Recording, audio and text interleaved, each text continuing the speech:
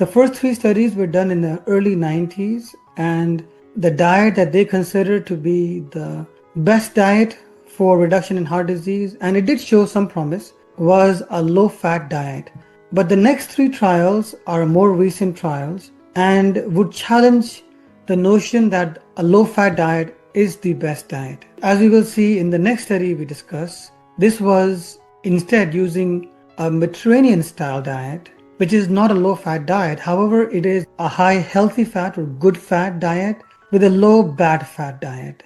So not demonizing fat, but within fat, differentiating between good and bad fat. So by now you would have seen that even though most people think that once you have coronary artery disease or any kind of atherosclerosis, stroke, plaque formation in the carotid artery or any other blood vessel, this is irreversible. This cannot be stopped. It can only be slowed down. You will have seen by now that we have seen multiple studies, multiple lines of evidence showing that blockages in blood vessels, which is the number one cause of death of human beings, can be reversed through adequate lifestyle and diet. But what exactly are the components of a healthy diet? A diet which will help you prevent heart disease, specifically atherosclerotic coronary artery disease, but also reverse it as a supplement to the medication that you should be taking. Let's go through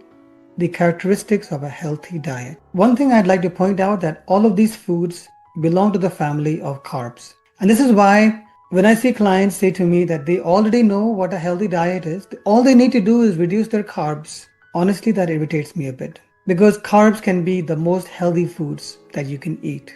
If by saying that you mean you want to reduce refined carbs, white flour, bakery items, snacks, cakes, cookies, croissants, great, that's a great idea. If by reducing carbs you mean reducing ultra-processed, factory-made, long storage life foods, that sounds good to me. If by carbs you mean those refined flours which have been mixed with saturated fat and deep fried, and this could be jalebis, pakoras, donuts, Timbits, that's a great idea. But if by reducing carbs you want to reduce whole nuts, whole grains, vegetables, fruits, lentils, legumes, soy products, beans, that would be a terrible idea, because these are the most healthy foods that you can eat. So in future, if you're someone who's been going around saying that you just want to reduce your carbs, I would urge you to change that line and instead say something like, I want to reduce ultra-processed, refined carbs and saturated fats.